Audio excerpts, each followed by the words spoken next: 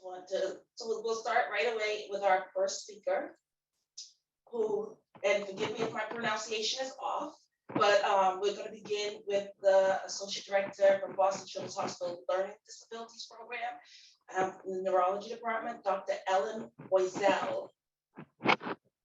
My first slide. All right, terrific. We're up and running. Hi, thank you so much for inviting me to join you today. My name is Ellen Boiselle, and I'm the Associate Director of the Learning Disabilities Program at Boston Children's Hospital. Roxy contacted me and asked that I speak to you really on two sort of related topics. The first is to give you a little overview of our program at Children's and our philosophy about diagnosing learning disorders. And then she also wanted me to talk a little bit about diagnosing dyslexia and treatment programs for dyslexia, as well as challenges with reading comprehension, and then provide a few tips about what can be done at home to support kids who are struggling in those areas. And then I'm hoping there'll be sufficient time to do a little bit of talking and answering your questions. So that's my goal for today. Before I begin, I just want to sort of give a shout out to our program director, Dr. Deborah Weber, who's a very well-known neuropsychologist, and she wrote a fantastic book a number of years ago called Rethinking Learning Disabilities. I highly recommend it. Some of the slides that I'm sharing today sort of build off of some of the things in that book. And much of the content of this talk is grounded in the work that she has done with myself and our colleagues at Children's. So Dr. Deborah Weber, it's a name to remember. Anyway, let me just sort of start off here. There we go. So to begin with, what do we do at Children's Hospital in the Learning Disabilities Program? Well, we see kids in grades 2 through 8, and we have what we would call an integrated team-based approach to assessing cognition, which is really about sort of how kids think. Ellen, excuse me, I apologize. Would it be possible just to slow down as you go through some of the slides? We have multiple languages. Yeah, I will try. This is a problem I have speaking too quickly. So no, that's okay. It shows passion and we love it. Thank you. Keep interrupting me, Charlie, and reminding me if there are continuing problems in this regard. I'll jump back in. So we have what we would call an integrated team-based approach, and we look at children's thinking or their cognition. We look at their academic performance, as well as their psychosocial functioning, so how they're feeling, how they're behaving in school and at home, how things are going socially and emotionally. And with the pandemic, I can say that has become a big issue with kids who are struggling with learning as well. That's sort of who we see, and that's our general approach. Prior to evaluations, we gather lots of data. We gather data from children's teachers because they are on the front line and can give us really good information about a kid's strengths and vulnerabilities. We also talk, obviously, to parents because they can present with, they tell us they're presenting concerns and the types of questions they want us to answer. We also look at previous testing because that can give us a framework for sort of, what did people say in previous evaluations about what are the strengths and weaknesses of this particular child's learning profile. And then we also get what we would call a medical history, because that can be very important in terms of thinking about why a child might be struggling in school. We get information about how they're feeling emotionally, how their self-esteem is. And we also look, obviously, at sort of academic history. What schools have they been in?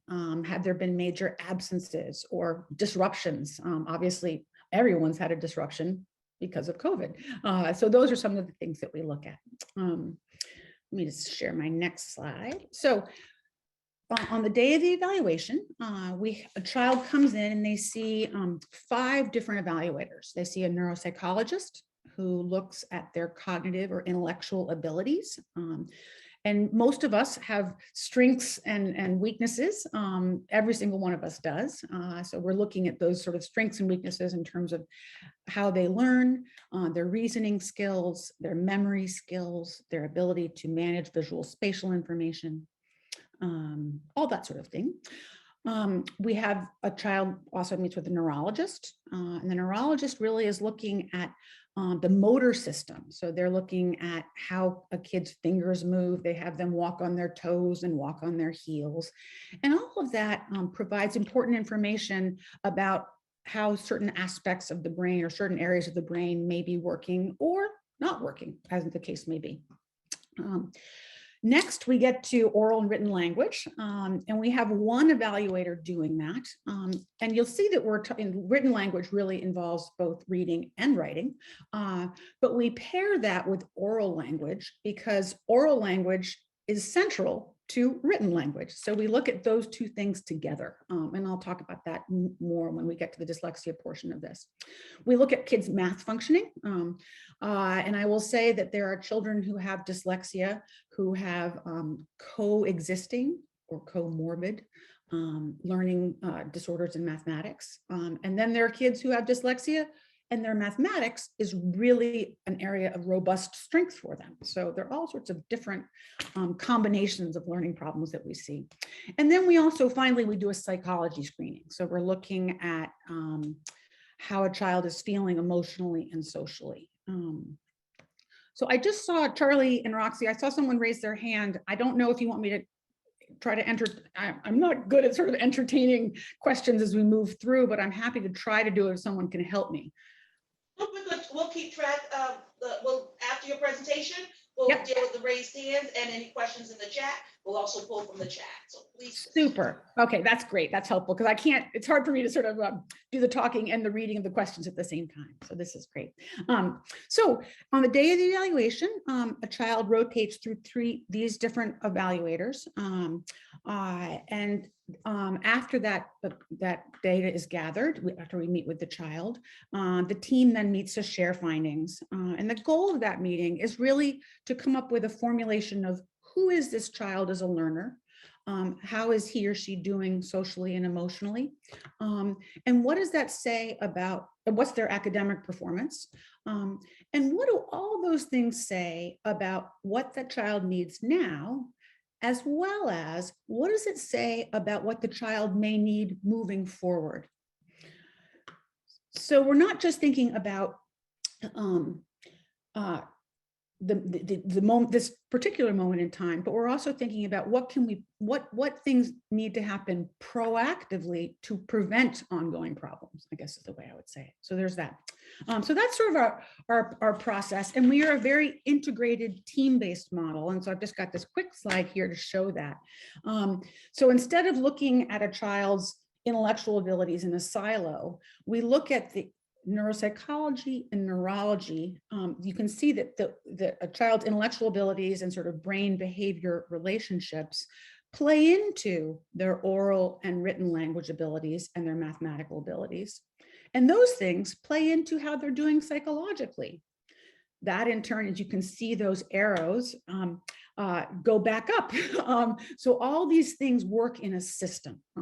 So I guess what I'm trying to communicate here is that children are complex and various aspects of their profile interact with one another and affect one another over time. So we're always looking at that complex interaction. We're looking at the whole child, not just a certain component of him or her. So there's that. So let me just move there we go. So I just want to spend a few moments talking a little bit about sort of what a learning disorder is or how it's defined and some of the challenges that are inherent in that model. So if you look up the definition, a learning disability or a learning disorder is defined as a specific disability that is diagnosed by psychometric testing or tests of academic skills, typically. So a child has a battery of academic tests, and if their performance is below where one would expect or below average, oftentimes that is how a learning disability is diagnosed. And then the idea behind that is that once you've identified the specific skill deficit, be it in reading individual words, word recognition, or word decoding, or math fact fluency. The idea is that you identify that deficit, and then you fix it. You provide a lot of support and intervention around that. And it sort of seems like a pretty cut and dry process. You look at the problem and then you say, okay, here's what we're going to do to fix it. And then you move on. But there, I think what I would call some specific challenges with that model. And the first thing is that specific deficits or skills are necessary for academic performance, but they're not always sufficient. So I'm going to just provide sort of a basketball analogy, and I will own up front that I am not a basketball player, so forgive me. But let's just say that basketball is something that you have to do every day in school, right? Like reading. And that, as it turns out, I'm not a very good basketball player. And I undergo an evaluation, and people identify that I have problems with dribbling and shooting, that I'm really bad at those two things. And so, the school puts me on an IEP, and I'm getting a lot of support and intervention and practice with my dribbling and shooting skills. And sure enough, over time, my dribbling and my shooting get a lot better. My skills really improve. So one would consider, well, great, my learning disability has been addressed, and I can now play basketball. The challenge is that actually this is what you need to do in order to play basketball. So the assumption is that if you teach a kid to be a good shooter and a good dribbler, they'll be good basketball players. And to be sure, dribbling and shooting are necessary, but they're not always sufficient to be a good basketball player. In other words, you have to be able to have those individual skills, but you also have to be able to integrate those skills seamlessly and perform them simultaneously in reaction to whatever else is going on in your environment. So the analogy here is that not being able to read a word or to generate a math fact can make academic learning and performance difficult. But availability of those skills does not always equate with success academically. So they're necessary, but not sufficient sometimes. Every clinician on our team will tell you that skills are great, but the integration of those skills is equally, if not more important. So am I going slow enough here? Yep. I'm hoping that's the case. I haven't heard anybody say no. Okay, super. A traditional approach, sort of in years past, traditional approaches to identification and treatment have You're doing fine, Ellen. Sorry. Okay. Oh, great. Thank you. Okay, great. So traditional approaches to identification and treatment of learning problems have sort of been focused on this deficit within the child, right? That there's something wrong or broken with the way that this child thinks or reads or decodes or does math or whatever the case may be. And the purpose of special education is to fix that broken component or that skill. And I've just sort of talked about how that's a problem in and of itself, but I think there's an even bigger problem with this, and these notions are changing over time. But in years past, there was the deficit lay within the child, that the problem was what was within that child. We have a sort of a different approach to that. We take what we would call a child world approach. And this is a model, it's about sort of a brain behavior relationship model that talks about learning disabilities as contextually and developmentally grounded. The idea is that you have the child, the developing child, and then you have the world in which they operate. And in this case, a lot of children's worlds involve school, right? This is a very simple construct, but it has big implications, because what we're talking about is that this child with his talents and untalents exists in a system, and that the interaction is really what we're talking about. The interaction is the problem. It's not that there's a deficit in the child per se, it's just that the interaction between that child's strengths and weaknesses and what the world of school is demanding of them is not a good fit. So this model takes this notion of a deficit within the child and actually looks at the problem of interaction. And that has really profound consequences for for how we look at and treat and think about learning disorders. So let me just sort of go a little bit more deeply into that for a few more minutes, and then we'll move on to dyslexia. So here we have this strange looking graph.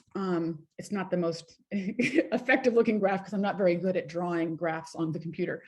But let's just pretend that this is what I would call a profile of talents and untalents. So instead of strengths and weaknesses, you could say talents and untalents.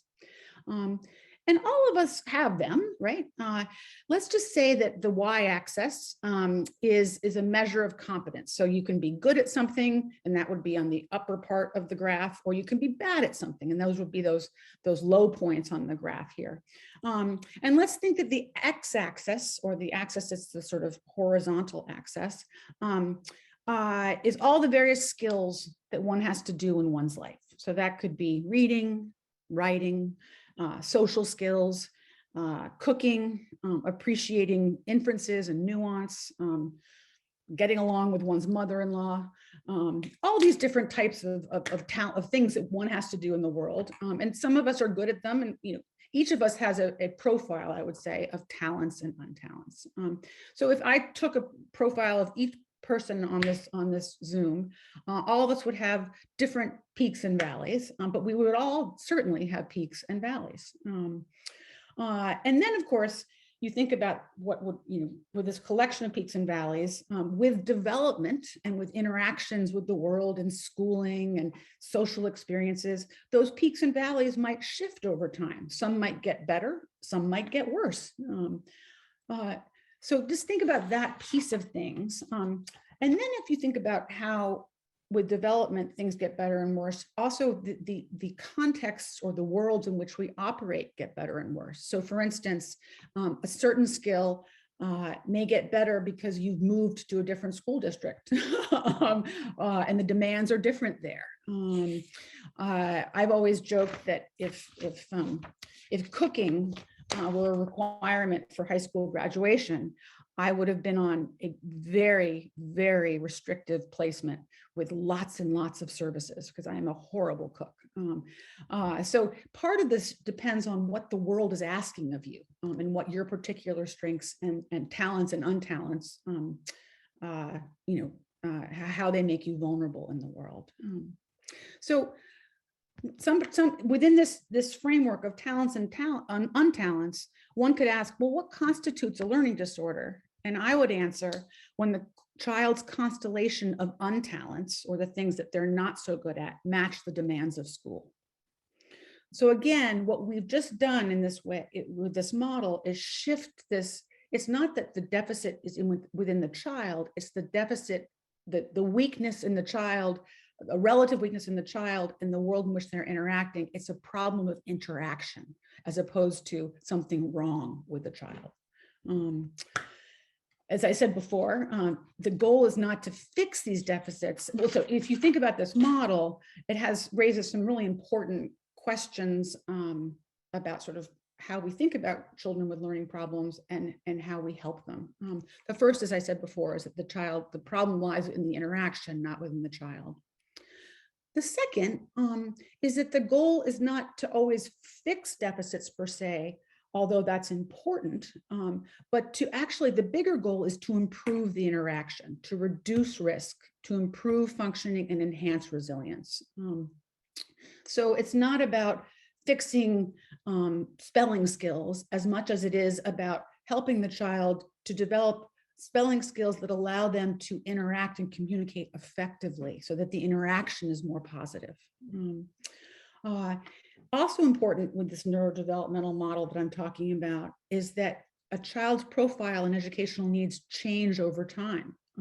So certain aspects of, in first and second or third grade, certain weaknesses or untalents with interventions may get better so that the interaction shifts, but certain things may then change in the demands of the world, the demands of schooling, so that other challenges arise. So we'll talk about that a little bit in a minute with this dyslexia.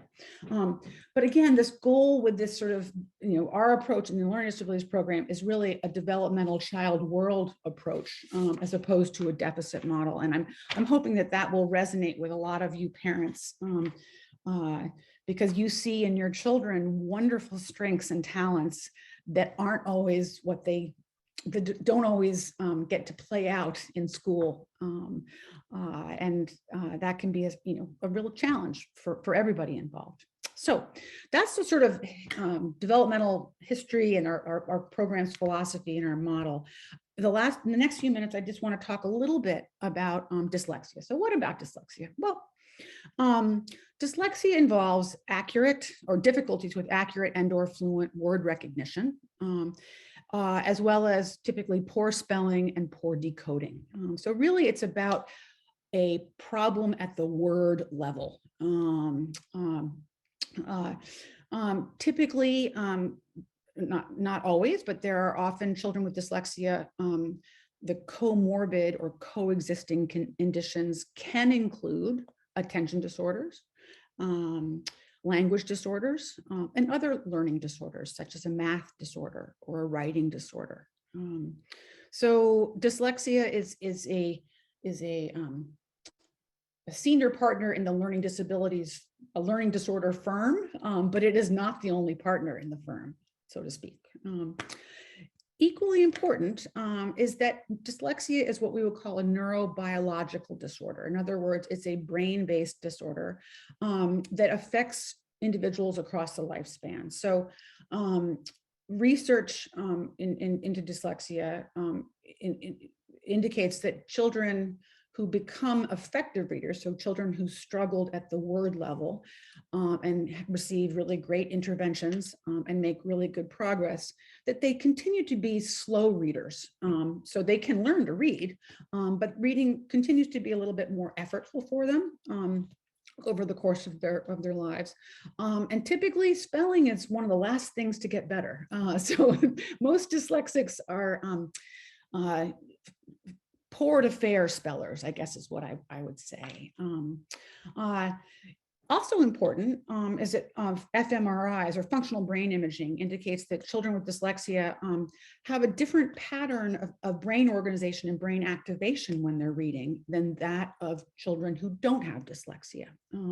So dyslexia really represents a clinical diagnosis that can affect children or infect individuals to varying degrees across the lifespan. So it's an important diagnosis, and it's a big diagnosis. And obviously there are varying degrees of dyslexia. You can have mild, moderate, or severe dyslexia. So there's that. It's important to recognize, and I know the experts on the panel will talk more about this, that dyslexia is a disorder with multiple etiologies, which is a fancy word for root causes. The most common, and sort of probably the most well-researched, is a deficit in phonology. And phonology is a fancy word for sounds, the sounds of language.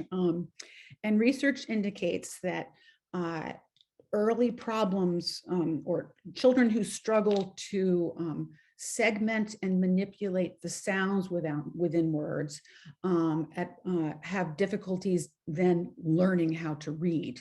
So that sort of ability to, again, sort of segment and sort of recognize that cat has 3 sounds in it, k, a, t, right?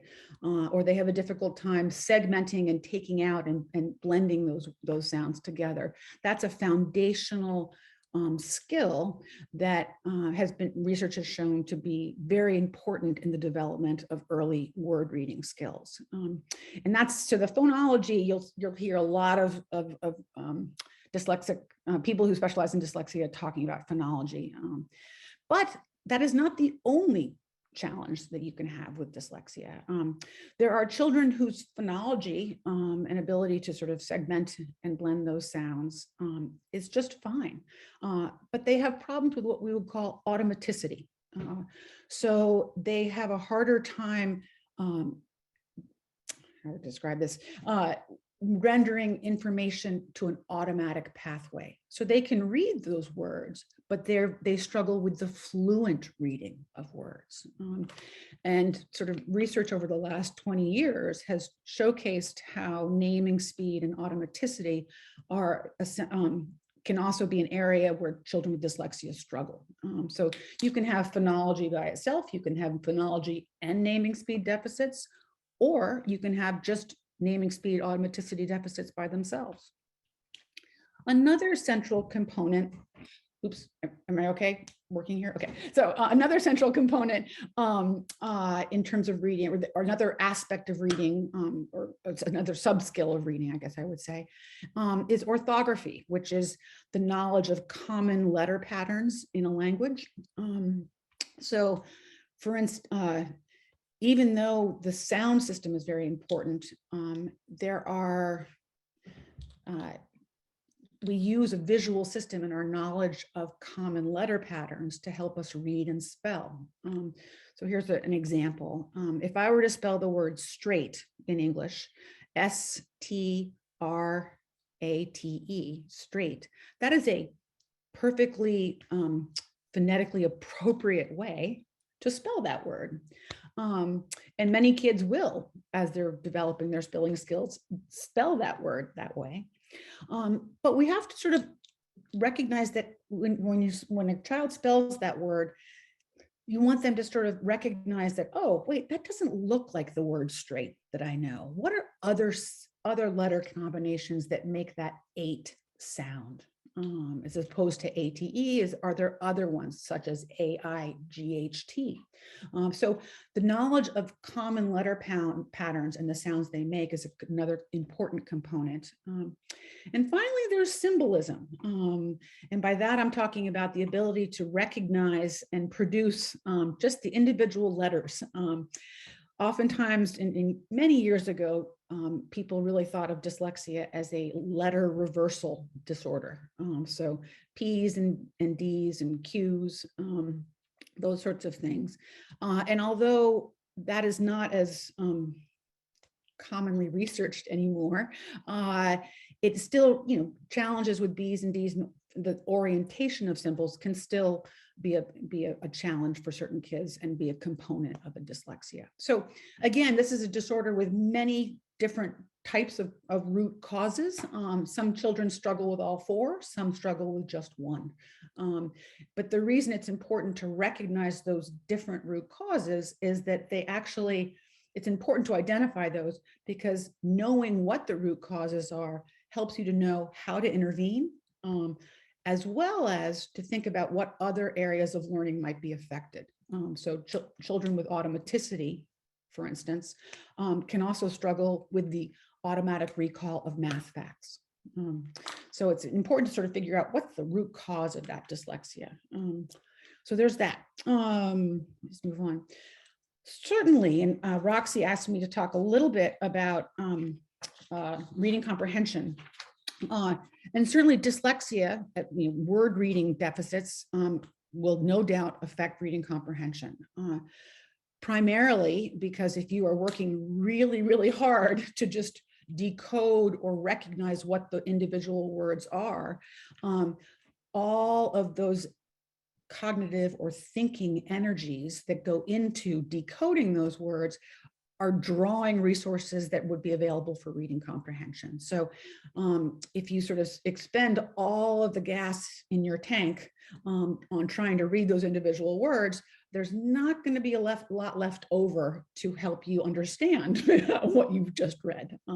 So oftentimes we will see children who can actually have worked really hard to learn how to read the words, but they're still not be able to comprehend because the reading remains very effortful for them. Reading comprehension, that said, not all children who have reading comprehension problems have dyslexia. Okay, so a specific learning disorder in reading may be a dyslexia, or it may be a specific challenge with reading involving reading comprehension. So there are children who can read individual words just fine, but they have other cognitive problems or thinking problems, such as working memory or integration, or the facility to sort of manage more complex language, and that those are the reasons that they're struggling with reading comprehension. So it's always important to try to figure out, are the reading comprehension problems secondary to word reading problems, or are they coming from a different source? Are they not really related to a dyslexia? So there's that. Let's see what else. So Roxy said, so, you know, give a little bit of a taste of what you want to do if your child has been diagnosed with dyslexia. First, you want to think about sort of what the root causes are and what evidence-based treatments are out there to identify that problem. So the most common form of dyslexia is a phonological or phonology rooted type of dyslexia. And there are very well-known and very well-researched approaches to doing programs that address just that problem. There are also programs that address fluency issues. So you want to sort of figure out what the root problem is, and then figure out what are the right types of programs to address that root problem. You want to make sure, once you've figured out what the right program is, with you and the school have figured out what the right program is, to make sure that it's that intervention is provided with sufficient fidelity and intensity. So if an intervention is supposed to happen 5 times a week, or 3 times a week, or 2 times a week, but it's only happening at a much less frequent occurrence than that, that's a problem, because it would sort of be like taking only half of your antibiotics. You need the whole course in order to really make a big difference. Clearly, when your child's having an intervention of any kind, but certainly with an intervention targeting dyslexia, you want to do frequent progress monitoring. You want to make sure that the intervention is being effective. Sometimes interventions, really well evidence-based treatments, don't work for a particular child. So you always have to be thinking, is this child making a sufficient progress? If yes, keep going. If not, you need to stop, reassess, and move in a different direction. So I would call that a diagnostic prescriptive approach, but you really need to be thinking about that frequent progress monitoring. Relatedly, you need to adjust interventions as necessary. And finally, and this is a really important one, and most IEPs have a big section called the PLEP A and PLEP B. They talk about the accommodations. So children who have dyslexia, you don't want their reading problems to interfere with their ability to access and engage with all other aspects of the curriculum. So for instance, there are plenty of kids who love science and social studies and mathematics, but their reading of those, their reading gets in the way. So they may have difficulty reading the directions, they may have difficulty learning the content, accessing the content because they can't read it, but they can understand it. So you always want to think about what types of accommodations, books on tape, videos, what are the other types of technologies and that are out there that can give a child access to the same content so that they can engage with the learning that's going on in the classroom in an effective manner.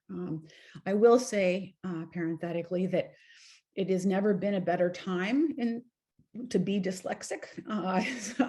50 years ago, we didn't have all of the different, we didn't have YouTube, we didn't have all these interesting television programs, we didn't have books on tape, we didn't have speech-to-text software. We now do. So the wonderful thing is that children with dyslexia now have what I would call an arsenal of tools available to help them and to make learning pleasurable and fun. So there's that. I just want to check in the time to just wrap up. Yep. I am, yep, absolutely. So this is my last slide. Thank you, Roxy. It's perfectly timed. What can you do at home? Well, the first thing is obviously to talk with your child's teachers. Before you do anything, talk to them about what they think you can do to support your child's learning at home. Clearly, and this is, I'm sure, something that all of you are doing already. Give your child practice, have their child practice reading at their instructional level. In other words, give them texts that they can read at home, that they can read with relative ease and enjoyment. Oftentimes for children with dyslexia, their thinking and their interest level is much higher than their actual reading levels. So you want to make sure that they're practicing reading with texts that they actually can read, but you also want to give them access via books on tape to narratives and stories at their grade level and at their interest level. So for instance, you might have a sixth grader or fifth grader who really wants to read Harry Potter. They can't read at that level. They can really only, they're much better reading Charlotte's Web. But they can certainly listen to Harry Potter and discuss the ideas and themes in Harry Potter with their friends and with their family. So there's that. You want to give them access to content via alternate methods, and I just talked about that. So you just want to make sure you're talking about books at home and modeling reading at home. It's very humbling when you tell your child to read for 30 minutes and they say to you, I haven't seen you pick up a book in 2 weeks. It's important for all of us to walk the walk when it comes to helping children read. We all need to be reading ourselves. And I know that can be difficult these days, but it's certainly something to strive for. I will be remiss if I didn't talk about reading and writing postcards and reading graphic novels as a way of reading. That is reading. Graphic novels and cartoons. I have no difficulty with kids reading those things at home. I think that's very important. It also can be really helpful for kids to read to someone else, and that can be to a relative on a Zoom call. It can be to a younger sibling, and it can even be to a family pet. But practicing reading out loud can be a wonderful way to enhance reading skills. 2 last points. One, you want to make sure that any tutoring that you are doing is aligned with the school interventions. You don't want, if you do decide to seek outside support for your child, you want to make sure that that is well aligned with what's happening in school. And finally, and I put this in bold, I just want to emphasize balance. When a child is struggling, a parent's natural instinct is to go out there and to make them practice, and to get every single support they possibly can, because you just want to get this better so that the kid isn't struggling in this area. And that is a natural thing to want to do as a parent. But it's really important for kids not to think that their self-worth is tied up in reading, and doing too much intervention and creating stress around reading can in fact backfire. So you just want to make sure that in addition to the practice reading at home and the things that are going on in school, that the child has other things that are going on in their lives that are easy for them and that allow them to shine. Thank you, Dr. Boiselle. That was very important. Terrific. So jump right to questions. Yeah. Some people have been waiting. I did tell Sonia that I would ask you first if you had your hand up for a while. So Sonia, I'm asking you to unmute. Good evening, everyone. Thank you for this platform. This is really informational. I do have a couple of questions, so I'll just kind of throw everything all in one. Okay. So so other people can get to ask their questions, because I'll be mindful of your time and their time too. My son is mildly dyslexic. I found out a few years ago when he turned about 4. Took him to get tested, paid about $6,000 out of my pocket to do that, because I needed to find out exactly what was going on. We found out that he was mild. He has cognitive instructional strength, meaning to me that he can figure out a lot of things in his mind without writing it down on paper. He's good with math and he loves science like you touched on, but he does hate the reading. He can't stand the reading. He's afraid of his computer because it has too much buttons and it confuses him. So I'm setting up appointments at the library so someone can teach him slowly how to use his computer. Sonia, what is the question? The question is, how can I get him more engaged in the reading pieces? So he can practice more on his grade level versus below his grade level. Right. So that's a great question. I think, I'm sorry, my fire alarm is beeping. So if you hear a beeping in the background, I apologize. I think you've touched on a really important point, Sonia, which is that you want to get him reading at his grade level. In order to do that, he's probably going to have to practice reading things that are below his grade level. In order to get sort of where he needs to go, he needs to go through the different steps of getting to that, developing accuracy and fluency with simpler texts. So I think practicing reading for 15 or 20 minutes, reading that type of text at home, and it could even be for 10 minutes a day, whatever he can tolerate. And then having you and he read a book together where you discuss it, will be important, because I think what you want to do is try to, ultimately what you want kids to know or understand is that reading is about communication, right? And that you want them to see the act of reading as a way of communicating with people that they cannot talk to on the phone or across the street or whatever the case may be. So if you can show both sides of it, with the practicing at below his grade level, but giving him access to those grade level texts by reading with him, talking about the books, that sort of thing, I think that will help move him forward. What grade is he in now? He is in the 7th grade now. Gotcha. And as you just touched on that topic, I used to do that rigorously. Yeah. When I come home from work with him, and have him underline and write down the words several times in his notebook and spell them out, and then he knows how to read it until he actually finished reading the book. So it looks like what you're just saying, I need to go back to that step again, because I was once doing it before. Yeah, I mean, I think that what I just described works with 7th graders. So that the questions, we try to keep them broad, because I think a lot of those things you two are discussing are on this slide of what can do definitely. Yeah.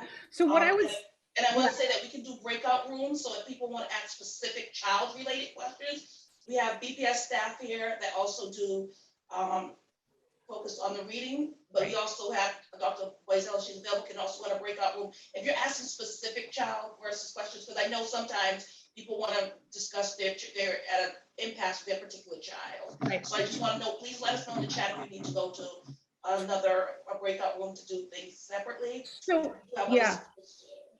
So what I want to do, Roxy, can I just say one last thing about this, is that there is a developmental component to that. So the things that I was just describing to Sonia may well work with elementary school kids. In 7th grade, kids are closing the door and say, don't come in, never look in my backpack again. So at that juncture, there are going to probably be different strategies that you might want to use, and graphic novels would be one of them. Thank you. And before I ask a question for Jack, can you just take down the slide, one of our ASL interpreter said slides down, it'll be easier for interpretation also of the questions and answers. Oh, do you want me to stop sharing my screen? Mm-hmm. Okay, hang on, let me stop sharing. I think one thing that would be helpful, one person is asked, how can they get their son tested? So if you could put in the chat, just whether it is the phone number, if you're using an email or whatever the Children's Hospital is currently using for families to contact them to fill out the paperwork to get their children tested, that'd be helpful to be available in the chat. Sure. And then next we have, so Linda will actually unmute while she's putting that in the chat. Yeah, I'm trying to, oh, here it is, chat. Sorry. 617. I'll just put the phone number because that's the easiest. 2868.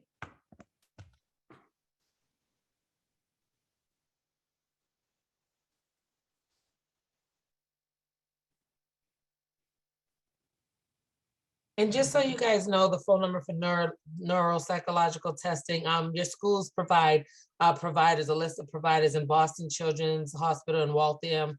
Boston Children's Waltham is also on there, the contact information to schedule and the contacts to do that as well. Just so you know, you can get that from your coast. I'll just say that there are different programs at Children's. There's school function and there's a learning disorders program.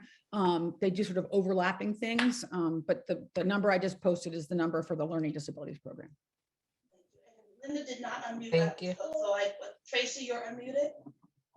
Yes, I believe so. Can you hear me? Yeah, you're Tracy, good, went back Tracy. to mute, so let me ask you again. I can hear you. Okay, you can hear me? Yes. Okay, You're all great. set, Tracy, go ahead. Okay, I guess my question, I'll just be very specific. My son does have this diagnosis. He was diagnosed through Children's Hospital. And I guess this is more of like a BPS question. Per his IEP, the progress has been minimal and he does get some form of Orton-Gillingham throughout his school day. And I guess some of the services that you had mentioned, I've talked to the school about, and he does not have these services allotted to him, like as far as like in school doing the books, the like read aloud books and things like that. Like he there's minimal services that he has, like his homework is not really modified for him, and his does cross across math as well and reading. He's in 4th grade. He reads at a 2nd grade level. So Tracy, your question is around the services that the types of services your students getting that he's not getting, potentially may not be getting enough, basically, especially after looking at some of the options available. Yeah, like in my opinion, he's not getting enough from BPS to have made any substantial gains on his IEP. He doesn't get books on tape. He doesn't get books sent home that Not are to cut- Child appropriate. specific, so what we can do, because Yeah. BPS is going to present about what the varies, so we're having BPS present about, not about one specific child or one particular school, but about the services available throughout the whole district. And if, after speaking with them, one-on-one, they can go in the breakout room and pull up your child's particular case and look over the lack of progress and what's being offered. And Great. look at, another person can do another check-in with the school to be like, okay, you know what? I learned disabilities clinic, they did my evaluation. These are the things that were recommended and not being done, and can follow you through the process, and we can definitely go do more. So thank you. Thank you. Sorry. Hi, my name is Atiati Matt. I just wanted to ask you if you have programs in which I can be to learn to help my community, Arabic language speakers, because I know some family, one family, to be with dyslexic kids. They don't want to be involved at Boston Public Schools because he cannot speak in English language. So is there any programs for me, for example, to be involved so I can help my community and other people? That is a great question.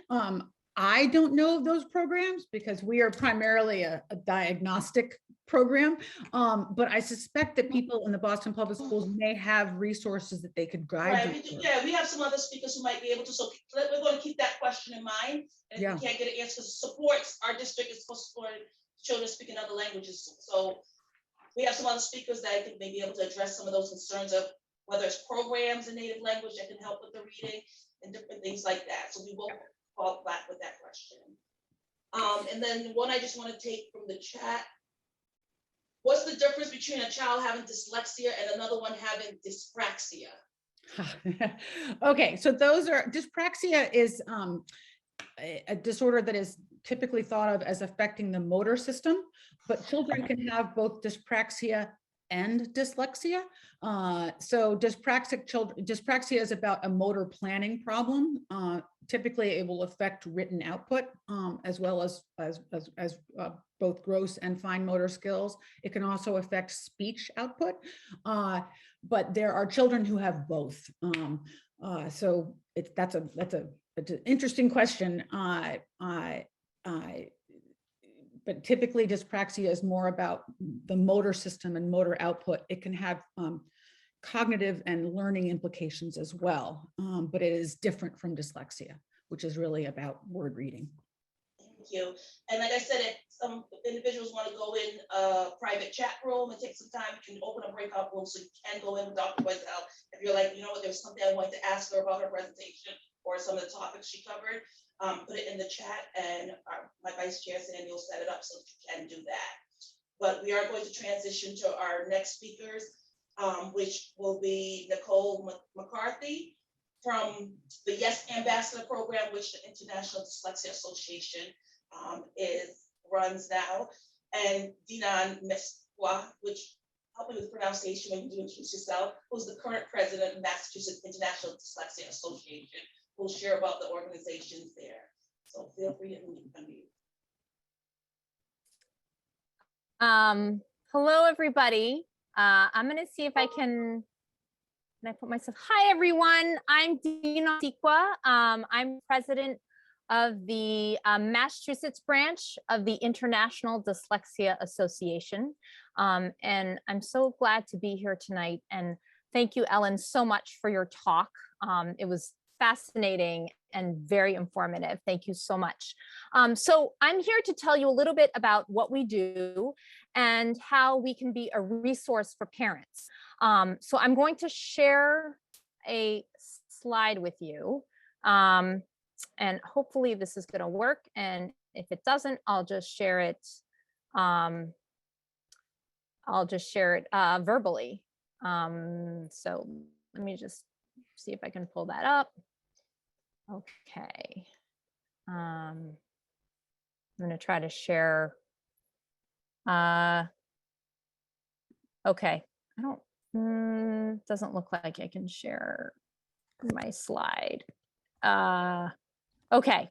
You know what? No worries. I'm just going to speak this, and I will put our contact information in the chat. So what do we do? So we are we're a nonprofit organization, and our goal is to be a support for individuals with who have dyslexia, and for their families, for educators, people who teach children with reading disabilities, and for so it's also for parents, families, and the professional community. And what we do is we host events. So we host a conference every year at the national level. We have a 3-day conference, which has been virtual for the past 2 years. And we bring in speakers, people doing research in the field, but also a lot of practitioners, ranging from, you know, what the research is, what's happening in the research field, to also what can be done in the classroom to help students with language-based learning disabilities. We also host events. So we've had a lot of webinars. We probably have an event every month. And these webinars touch on topics such as Dyslexia 101, what is dyslexia? You know, how is it diagnosed? How can it be, oh, thank you. How can it be treated? We also host webinars on neuropsych testing, how to interpret neuropsych testing, because those reports can be extremely complicated, and it's almost like another language. And what do you do with a 30-page report that you get? We also host webinars on the IEP process, you know, walking you through all the steps of the IEP process. And we just hosted an event on assistive technology, how assistive technology can be used to support students with language-based learning disabilities. All of these webinars are free. And they are currently on our YouTube channel, which you can get to from our website. And I'll give you our website in just a sec. So you can access all these webinars that we've hosted over the past few years. In terms of upcoming events, we have an event on February 3rd, which is a film screening of a documentary called Normal Isn't Real. And this is an incredible documentary that was done that features 4 young adults with learning differences and ADHD who share their journeys to becoming experts on themselves and what they need to succeed. It's an incredible documentary, and the documentary will be followed by a panel discussion. And it's free to sign up to see it. And you have 3 days to view the documentary also. So if you can't attend on February 3rd, I think there's like a 3-day window. Also, March 31st, we have Tracy Whedon, who is president and CEO of a nonprofit called Newhouse Education Center, who's going to be talking about reading as a human right. And she's a phenomenal speaker. And that also is going to be, that's free, and it will be a virtual event. So where can you find us? Like, where can you find all the golden nuggets? On our website, which is actually, if you just Google International Dyslexia Association Massachusetts branch, will come up. You can also go to our website, which I put down here. And we also, on our Facebook page, we also show all our events that are happening. We are a nonprofit. So if you are interested, and you can attend these events for free, but if you're interested in finding out when these events are happening, you can join as a member. And I think the cost per year is like $40 a year, or $40 or $50 a year to become a member. So we're a national organization. We have a branch in almost every state in the country. Because each state is offering different events. So yeah, feel free to check out our website, go to our Facebook page, and it's an incredible organization. So thank you for listening. And I'm now going to pass the torch to Nicole McCarthy, who is also on our board and who's going to talk to you about an amazing program, which is also under our organization, which is called the YES program, which has to do with advocacy. And it's an incredible program. So Nicole, I don't know if you're there. Hi, you have the floor. Thank you. Hello, everyone. Thanks for having me. And just want to talk a little bit about self-advocacy and also the YES program that's going to be rolled out by the International Dyslexia Association. A little history on the YES program. It was originally rolled out and owned by an organization called Learning Ally, which is one of the companies that provides audiobooks. I think Ellen had spoken about that earlier. So it has been purchased from Learning Ally by International Dyslexia Association, by IDA. And we are revisiting the program this year, looking at the curriculum, looking how we deliver it. And our goal is to be able to roll out a pilot program in fall of 2022. So fall of this year is what we're hoping to do. A little bit about the YES program. The YES program does this phenomenal job where we train students, older students in middle school or in high school, to be YES ambassadors. And what they do is they in turn mentor younger students with dyslexia. They teach them about self-advocacy. We typically have quarterly events. In the past, they've been in person. We're looking into conducting them virtually now, but it's been a phenomenal tool to both educate the YES ambassadors and really have them own their dyslexia, and also teach, then enable them to teach others about dyslexia and about self-advocacy, and thus creating this community of families that are dealing with dyslexia. It's also been a phenomenal resource for parents because we typically, during one of our quarterly events, will have a breakout session where the ambassadors and the students spend time together, learning either a skill set or completing a project. And while doing that, there's an informational session going on for the parents. And I think it also just helps to really build that sense of community for all the stakeholders, for the ambassadors, for the students, for the parents. Everyone seems to walk away feeling very grateful that they have sort of found their tribe and been able to connect with other people, share their stories, and basically just learn more. With that being said, I'm going to share my screen and talk a little bit about self-advocacy. The first quarterly event we typically hold is called the Power of Self-Advocacy. And what we want to do here is really talk about what is self-advocacy, why is it important, how do you self-advocate, and then I'll talk a little bit more about the YES program again. So if we talk about self-advocacy, self-advocacy is really an important piece to student success. What does it mean? It basically means the students have the ability to know what they need, and they are able to communicate it effectively. So they are able to explain to their teacher what they need. They're able to explain to their friends what is dyslexia, and perhaps why does that child or student receive special services. We also consider it a lifetime skill that must be taught and encouraged and nurtured both in school and at home. What happens is when they develop the skill of self-advocacy, they then in turn have an ability that empowers the student and prepares them for their future.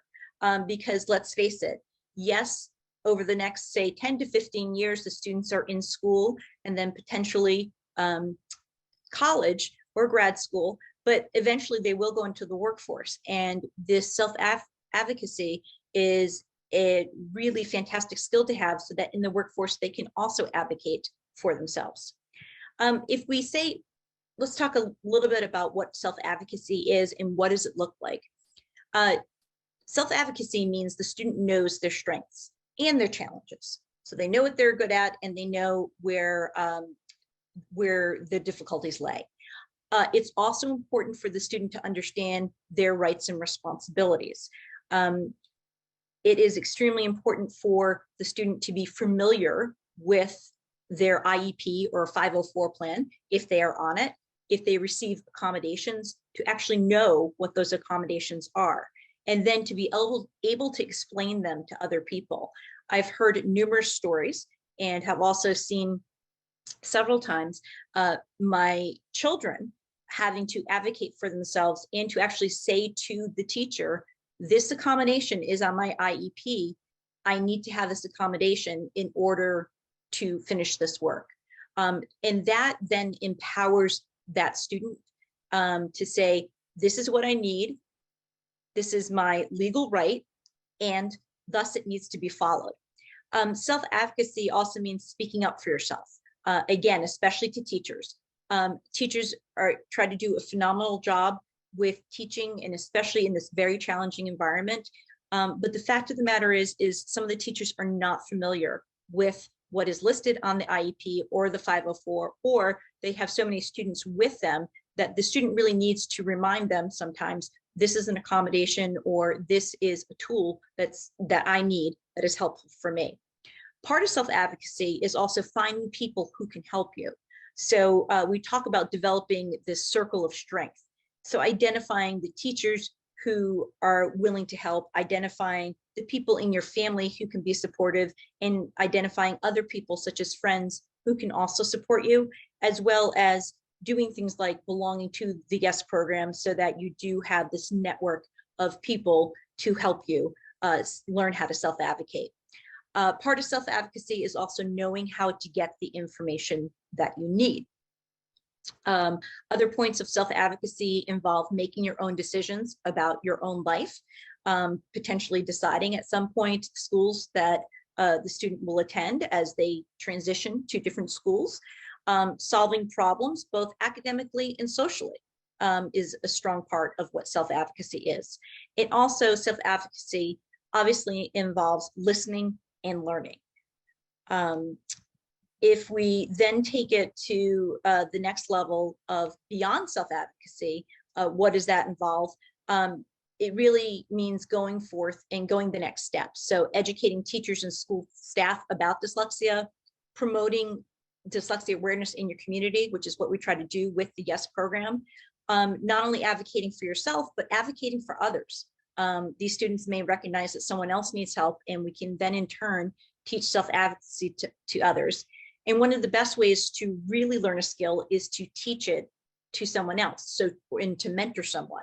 So that's the best example there is the YES ambassadors mentoring younger students on how can they develop self-advocacy. Just a little bit more about the YES program, which I initially spoke of. The purpose of the YES program is to train students with learning differences, specifically dyslexia, to recognize their strengths and weaknesses, and to help them build confidence and to provide them with the tools to become strong self-advocates. I will say that over the course of the YES program development with the Massachusetts Hub, I have seen amazing progress for these students who came to us, say, in 9th grade to learn how to train to be ambassadors, and to see them go and advocate not only for themselves, but for others. Some examples might be presenting on a webinar like this to a parent group. Another example might be presenting at a special education company that is trying to bring people in with dyslexia and service them. Probably the best example I can think of is several of the YES ambassadors have actually testified in front of the state Congress in order to help pass a bill on dyslexia. So these students are really learning not only how to advocate for themselves within the classroom, they're learning to advocate for themselves throughout their entire lives and also on the behalf of others. And they become quite passionate and quite good. So a little more about the YES program. As I said, our format is that we train ambassadors that are typically middle school and high school age. We plan to roll it out, at least the pilot program, for fall in 2022. We typically have quarterly events, and if anyone is interested for their child to participate either as an ambassador or as a younger student to be mentored, you can feel free to email me at nicole.mccarthy@comcast.net, and I'll put your name on the list of people who are interested in finding out more information. If you could just let me know the age of your child and if they're interested in being a student or if they're interested in being an ambassador, that would be very helpful. And I'm going to give my screen back. Thank you, Nicole. It's very much appreciated. I appreciate you summarizing the points too, because we are behind schedule. So thank you for sharing this great program with us. The YES Ambassador is a wonderful program for students to be able to do that self-advocacy, and we'd love to see some Boston students being part of the program as it comes back up. So I just want to say we'll continue to follow the chat. We have 4 BPS speakers doing the presentation as a team. So some of your fidelity questions you were asking in the chat, and about, my child not getting enough services, and if you're displeased with what the team meeting has come to and you're not getting results at the school level, you feel that something else needs to happen, you can discuss this with some of these members that are here too, because you can go into a breakout room and see if you can get some resolutions if needed. But I just want to introduce our next series of speakers. If you could just stop screen sharing too, Nicole, that'd be wonderful.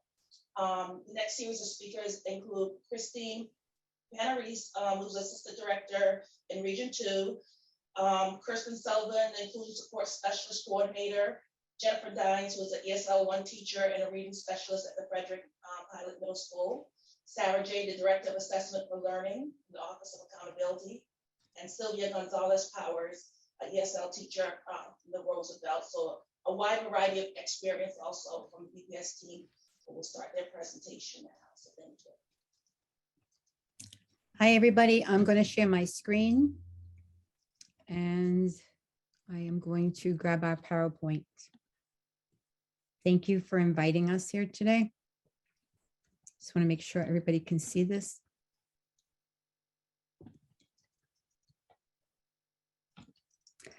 So we met with Roxy, and Roxy gave us some guidance on what information that everyone was looking for. And we've already introduced ourselves, so I won't waste our time doing that. I want to be able to provide as much time as we can on the topic of interest tonight, which is the dyslexia.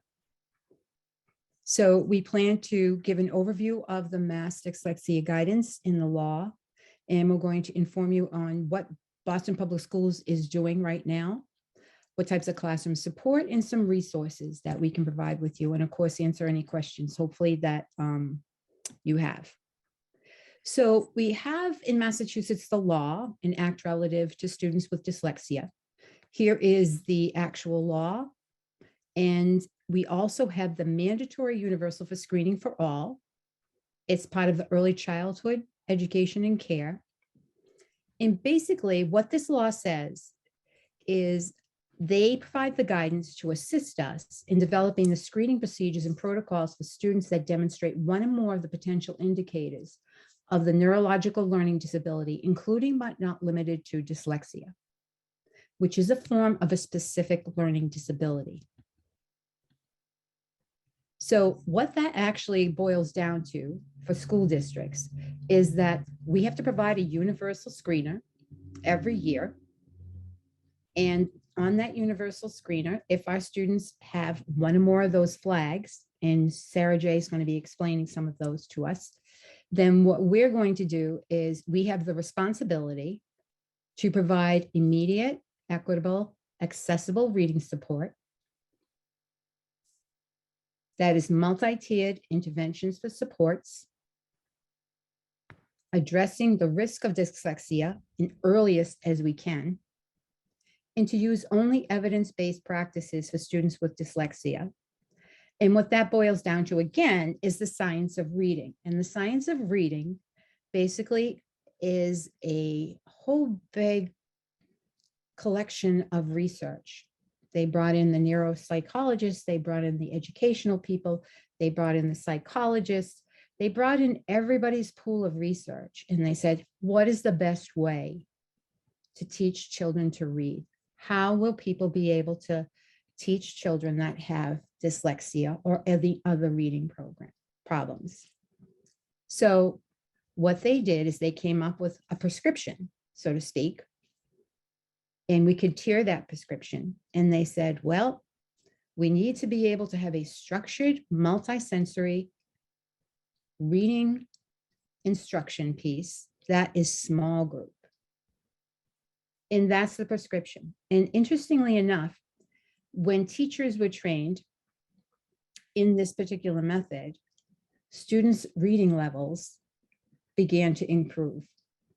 But not only students that had reading concerns and students with dyslexia, students that were already proficient also grew, because the science of reading states that this is the way that you teach reading. And the body of research from that collective researchers helped to discover that we're going to be using that brain-based reading approach, because the brain is wired for language, not reading. And so teachers have to build those pathways, those neural pathways, in order for children to learn to read.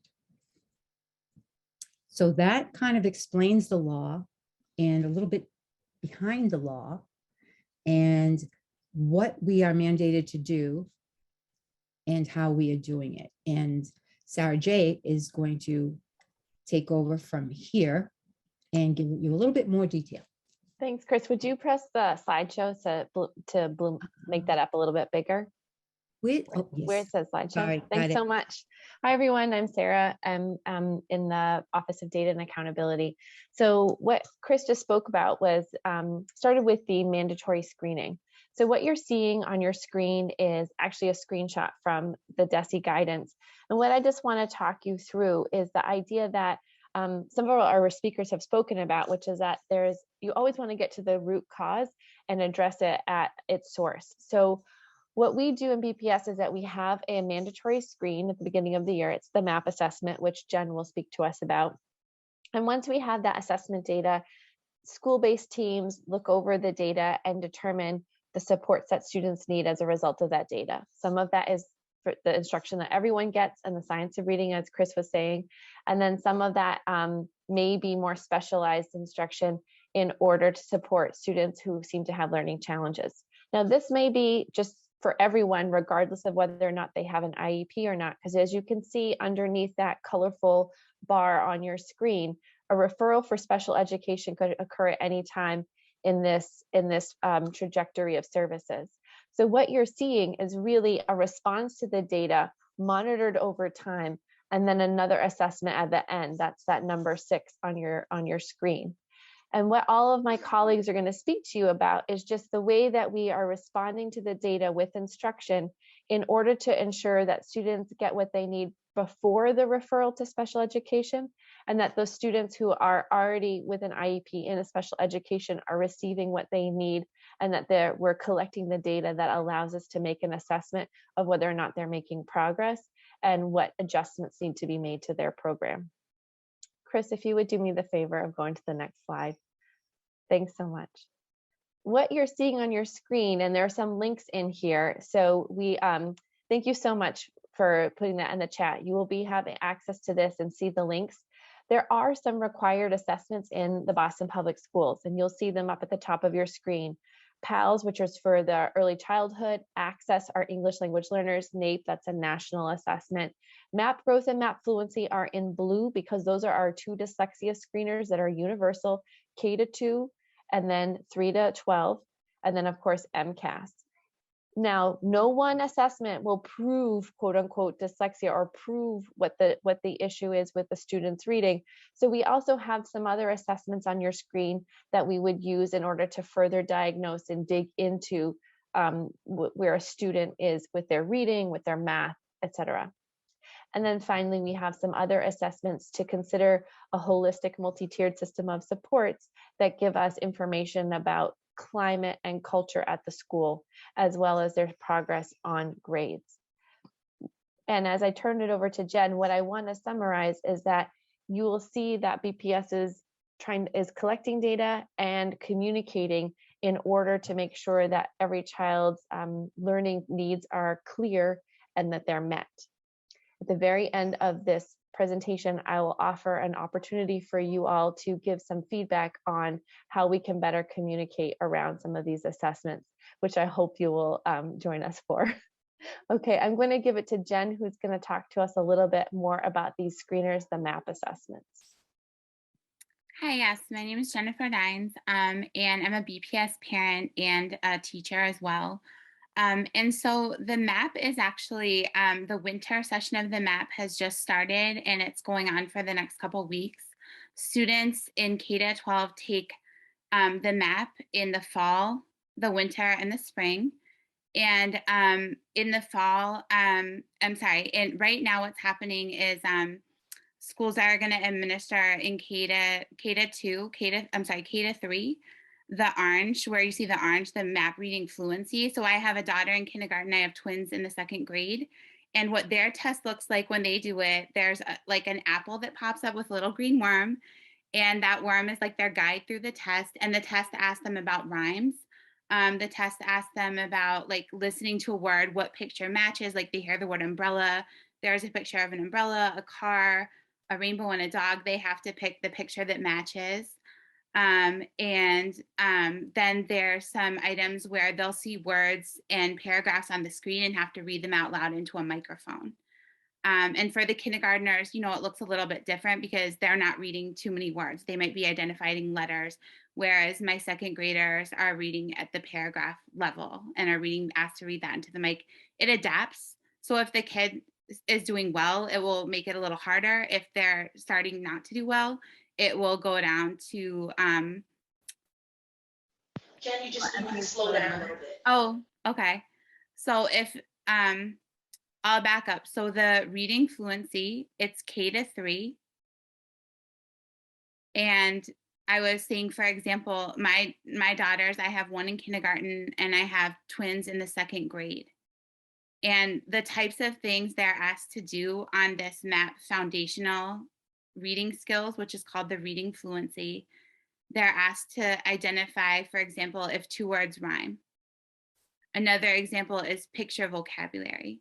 So a word is spoken to them through headphones, and they're asked to choose, like, let's say the word is umbrella, and they'll have 2, 3, 4 pictures on the screen. One of them's an umbrella, and then the other pictures are of something else.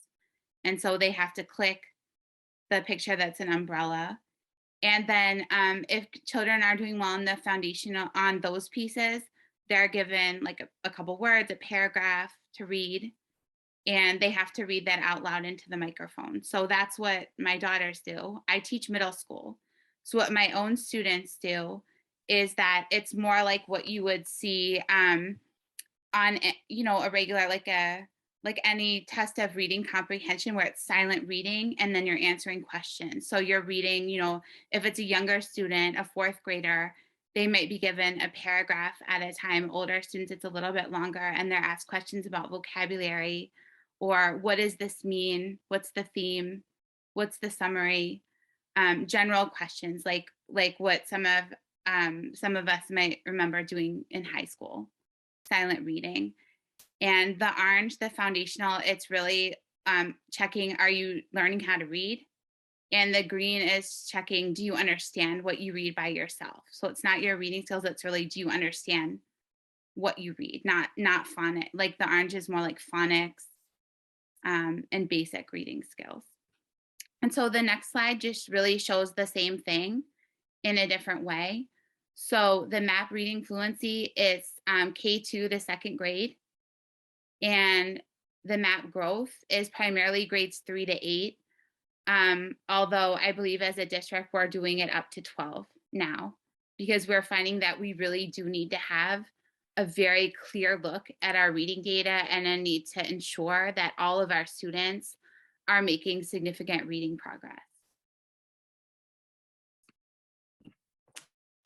Hi, everybody. My name is Silvia Gonzalez-Powers. I'm also a parent of 2 BPS middle schoolers who are on the spectrum and on IEP. So I'm also a SpEdPAC parent, and I'm happy to be here with you tonight.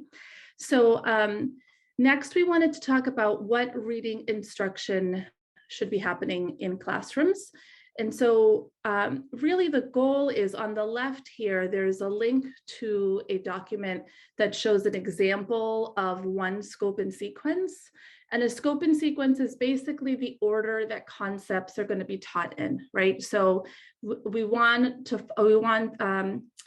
scope and sequence that's going to include teaching concepts directly, teaching consonants and vowels and syllable types, syllable division patterns, learning about morphology, so prefixes and suffixes, Latin and Greek roots once students get into the older grades.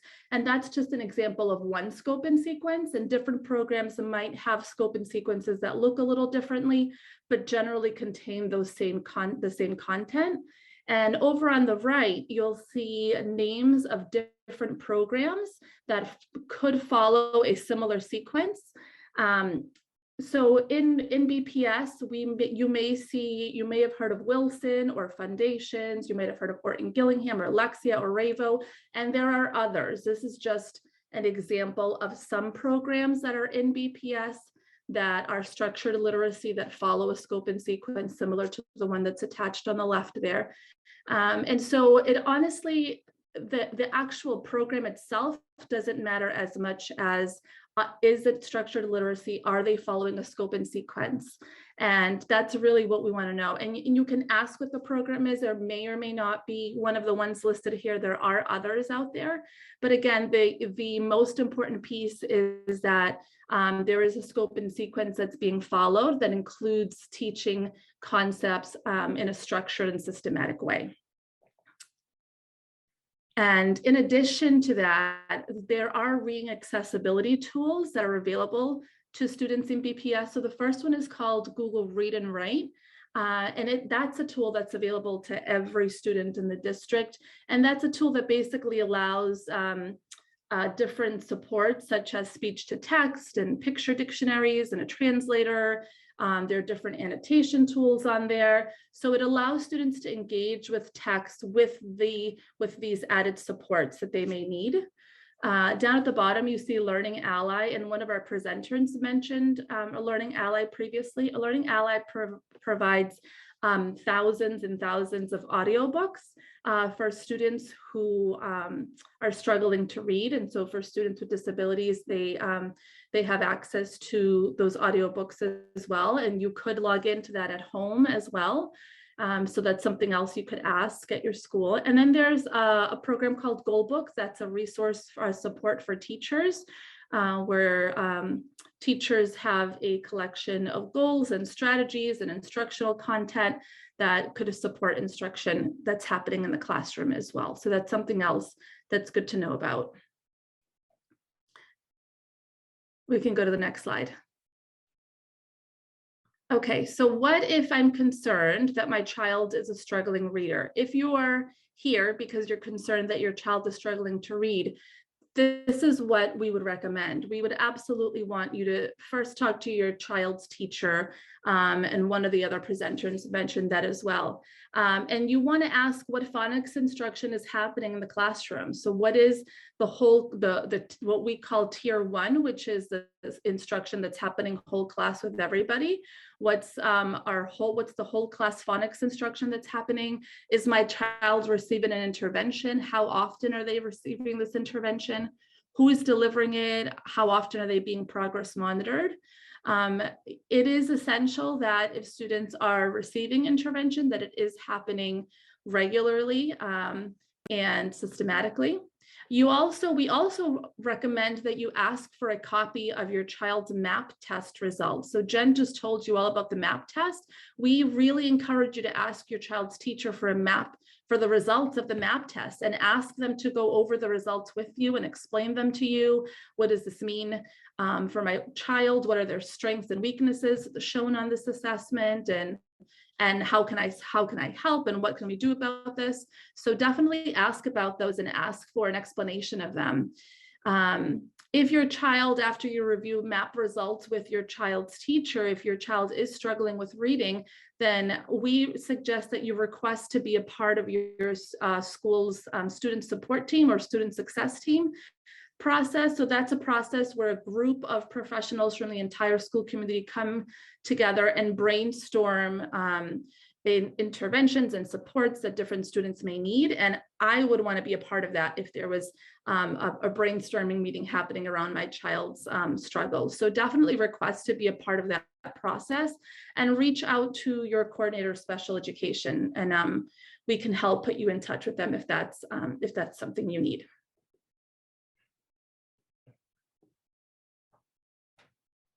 Silvia, you can go if you want to continue. Sure. So we just had some resources on this next slide. There are lots of links here, resources for you to support your child at home. There's lots of practice. Some of them are practice. Some of them are resources for your own learning. So we wanted to give you all of those links that you can explore on your own.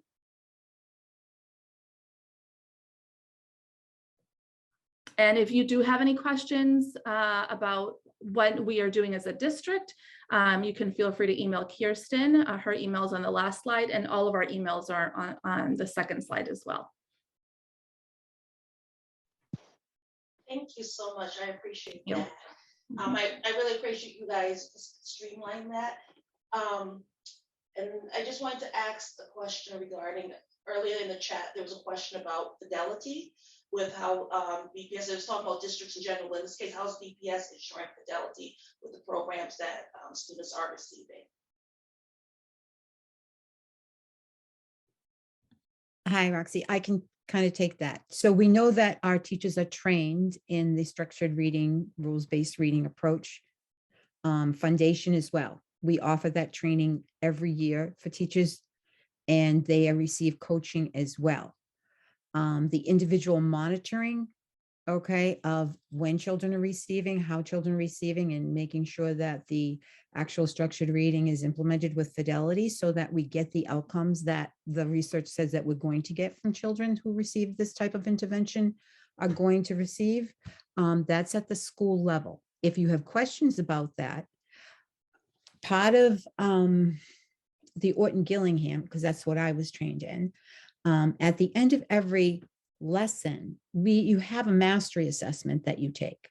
You can always ask your child's teacher for the results of the mastery assessment that they take after they go through one of the sections of the Orton Gillingham. The Wilson, I'm sorry, I'm not as familiar with, but if somebody, one of the other members are familiar with the Wilson, maybe they could offer. So Chris, I'm more familiar with Wilson, and Wilson, you chart every sub-step. So a student has to get a certain number of items for mastery before they can move to the next step in Wilson. And that's the way it is with Orton Gillingham as well. And that has to be logged. You have to log that. And the student logs their answers in Wilson. So usually it's color coded. So it should be a bright, fun thing that they should be taking home to share. The program for Orton Gillingham is meant to go fast, but as slow as the child needs. So the progress you should be seeing should be measurable. If it's not measurable, then I would question the fidelity of implementation. Well, that's helpful to know. Our parents to know that they can also request the documents from the lessons to be able to see the progress, or if there's an issue with progress making, which may indicate lack of fidelity. And I see a question in chat asking about, since the instructors are trained, why can't we find out whether rules-based reading teachers are fully certified instructors? That's a really good question. I really don't know the answer. I'm going to be very honest, but maybe somebody else could offer that. So Chris, so if I could speak just about what our group of teachers, we have a dyslexia work group for the district. So a group of teachers that meet on Tuesday mornings with a few of the central office staff. And something we've discussed is that really doing an inventory and getting sort of a directory of every BTU member that has these trainings, like what they have. For example, do they have Wilson? Do they have Orton Gillingham? Do they have Ravo? And also tracking who actually has the state reading specialist license. So people like myself that went to the program at Mass General to get the license, because a lot of people have these things, but we want to have a central database district wide, so that people know where to go for the answers to these things. So on a school level, they would have to ask their school individually, because it's not a central database as of yet. That's being worked on. Correct. Yeah. Thank you. And I just want to check, because I do see some hands. Linda, I don't know if that's from earlier, but I'll ask you to unmute. Not Tracy. Hello? Oops. Can you hear me? Yes. Oh, I guess my question is, so essentially teachers can take courses in Orton Gillingham or Wilson, but there is a difference between being, I don't know, licensed, say, or there is a difference. So like you can take some courses and teach and then you're certified or whatever through BPS to use Orton Gillingham with your students. But how do you know which, like, so the reading specialist that my son has, so I'm to assume that she's taken some classes on, to me, it doesn't seem like it's possible for this to be something that is incorporated throughout their entire day, which is what schools that specialize in dyslexia do, is they incorporate Orton Gillingham throughout the entire day, where this is like a 45-minute. So you guys feel that 45 minutes a day is enough Orton Gillingham for a student that has dyslexia to thrive, I guess, academically? Is that? Well, if you looked at the research, Tracy, the constraints are that it's a minimum, and again, I'm going to lean on Jen because she's the master here, in Silvia. 3 times a week, 30 to 60 minutes is the minimum, with a small group of no more than 4.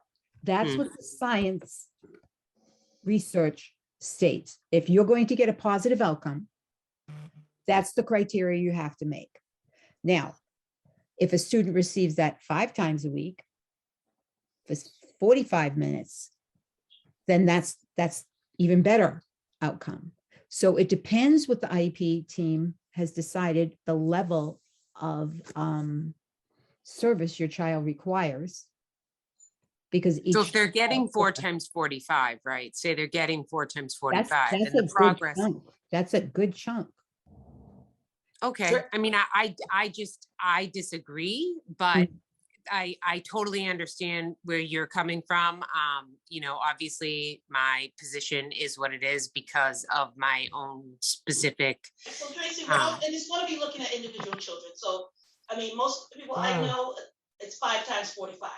Yeah. Is where the students have been getting. But if a child hasn't made progress and they've recommended 3, that's a reconvene. Progress isn't being made. So Right, that's what I was gonna add, Yeah. Roxy. Like you have the right to have an immediate reconvene at any time. Do you know that? And you, excuse me, you can reject a portion of your child's IEP. I don't know if you know that right as well. Okay. I do. I appreciate it, and you're right. And we have reconvened. It's just a matter of progress at this point. But thank you. I appreciate we always it. want to just be clear.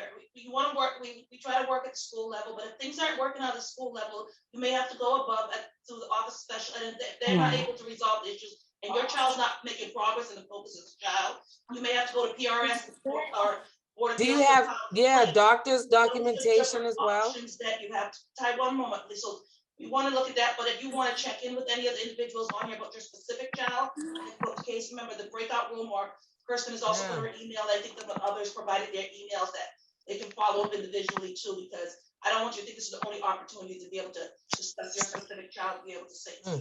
Yeah, if you could just put those email addresses. And Nicole, I know that you had your, I unmuted you because you had a question also. Yes, I had a quick question. So my daughter is in the 11th grade. She has dyslexia. Well, they technically say it's a learning disability in English, in reading and in math. She also has ADHD. My first question is, why is it so hard to get a child on an IEP? I talked when she was in kindergarten, 1st grade, and 2nd grade. I asked all the 3 teachers to that I believe that she has dyslexia or ADHD, and I want her tested.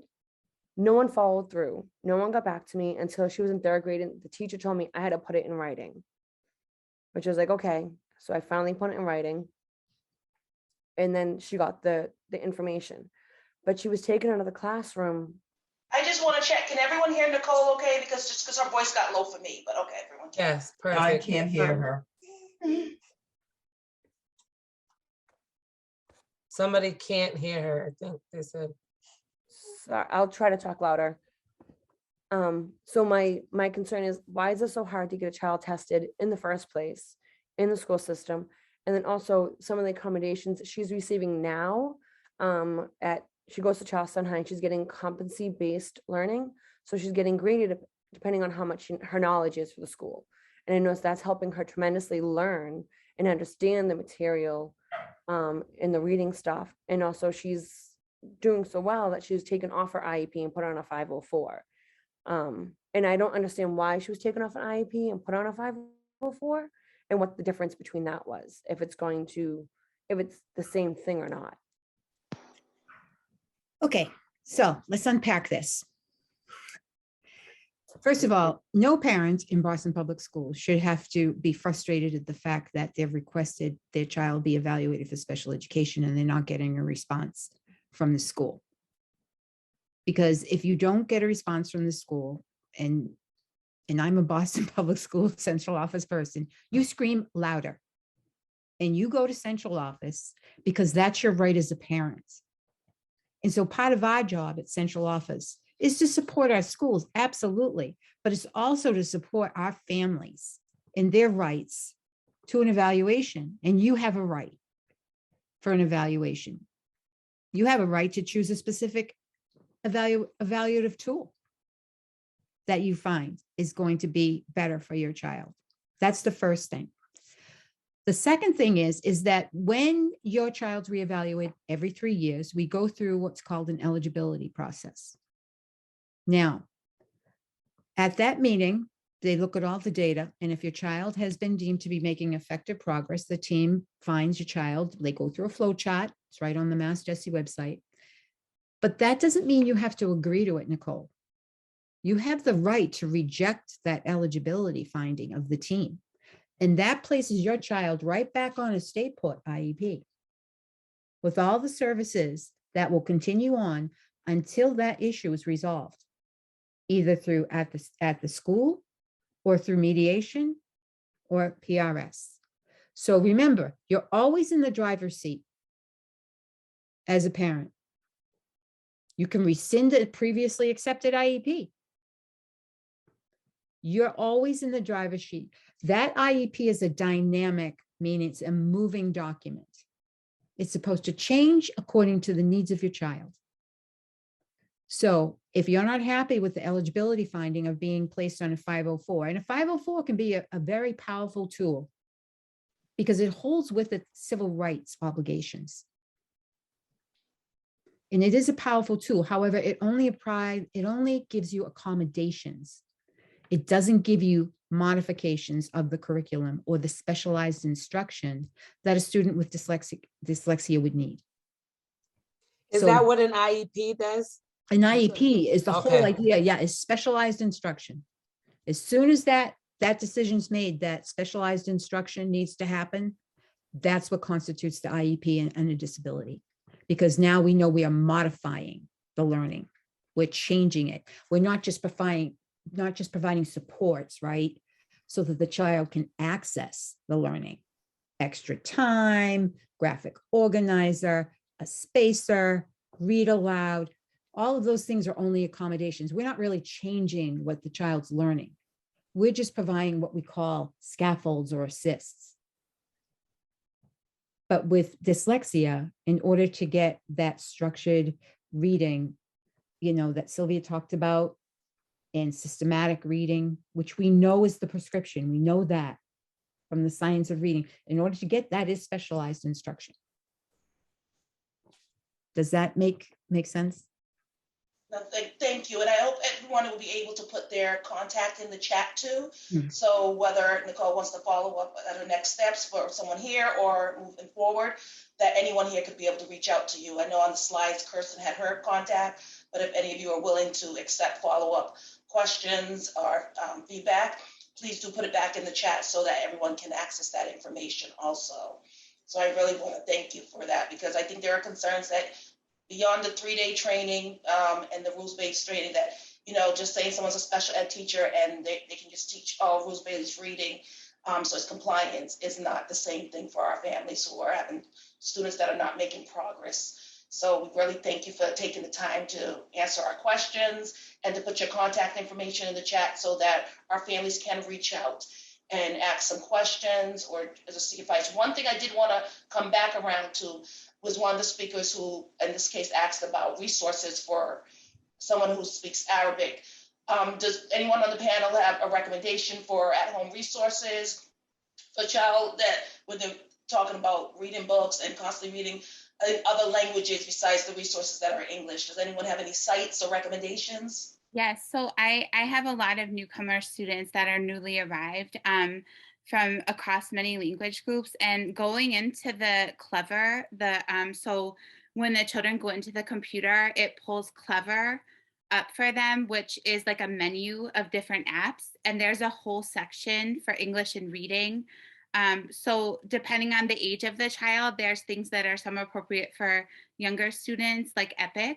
And then there's things that are more for older kids, like the Boston Public Schools Library resources pages that pop up. So there's a lot of reading materials there. It just depends on what age. And then for ESL classes, I used to refer people a lot to Boston Public Library because they have the adult ESL classes at every branch. And I know with COVID, there's been varied service at those, or, some have had classes on Zoom, some not. But hopefully whenever this pandemic is over and things get more back to normal, I'm hoping that all those BPL, ESL services start to happen again for adults. But the Clever, they can select a book in Arabic and read it in Arabic also in different languages, or books in English. Well, I'm not sure about, I don't want to make a promise on Arabic specifically because that's not an area of expertise for me, but I have new students from Afghanistan that speak Dari, and some of the things on Clever, because they're very visual and have audio with it, they're able to access and start listening to English and start practicing. But I mean, of an Arabic community, there might be people highly literate in English that need vocabulary support. So it depends on the specific thing. But there's a lot in Clever, and there's a lot offered through the district library services and a lot offered through Boston Public Library. Thank you. So we really appreciate everyone staying on extra. I know we ran over, and really appreciate all of our speakers tonight and just taking the time to share this information and support with families. I know Sarah J also included a link where families could give feedback on the letter that's going to be going out from that. So Sarah J, thank you for looking for the feedback from our families to make sure that they can participate and give their feedback on what would really work for them to receive. And of course, we want to thank all our interpreters tonight and our families for coming out. And I wish you all a good night. Thank you. Good night, everyone.